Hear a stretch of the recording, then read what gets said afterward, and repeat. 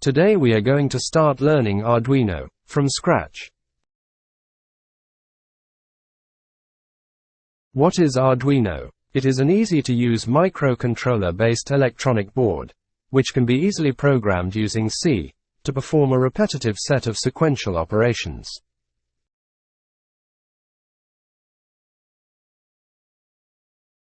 For example, if you want to make lights of a room to be controlled automatically, then same can be done using Arduino.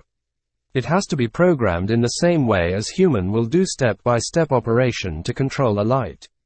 The logical process flow chart to control light is shown here, and Arduino also need to perform the process in this sequence to automate the lights. Shown here are the main parts of Arduino board. These are the main parts to be known about, so we are not going to go deeper into hardware structure. Numerous types of boards are available, but in most of the cases we require these three to start with. Please go through the description of the parts, as we would be using these terms quite often while we go ahead.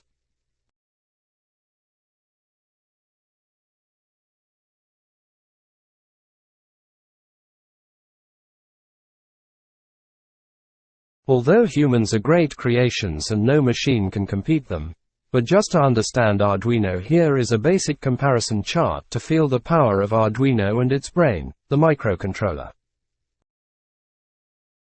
Now here comes the interesting first step: how to teach or train or program Arduino. Arduino don't understand the way we speak. A defined language and syntax is required to make it understand, and that's the program. The program has three main blocks.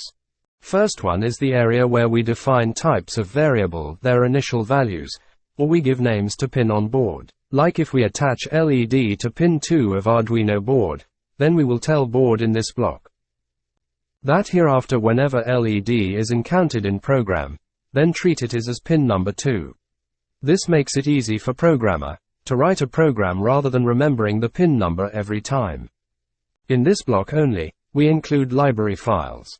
What library files are, will be discussed later. But in short, it is a simple way of including some operations in program, which otherwise would have required a long program to execute the particular operation. Second block is the setup part. Here Arduino is told that which pin is input, which is output, what should be the state of LED on startup. This block runs once only on startup. You will understand this more as you get more familiar with program. And here is the main third block, the loop part.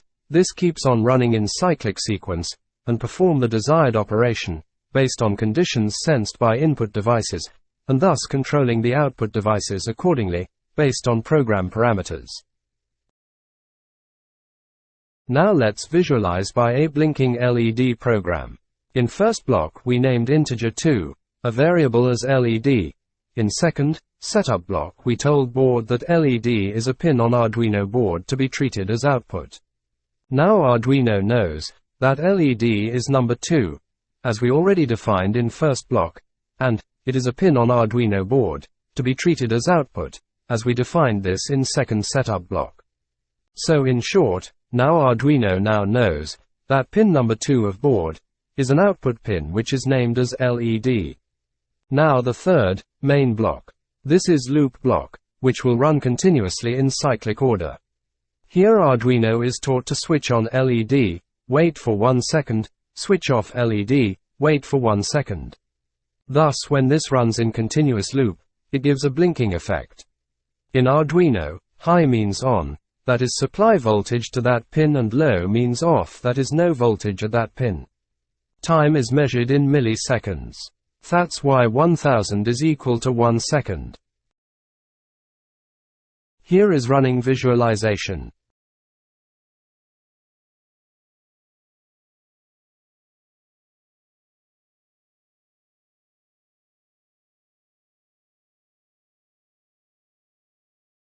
That's all for now. We'll be back shortly with next video on this.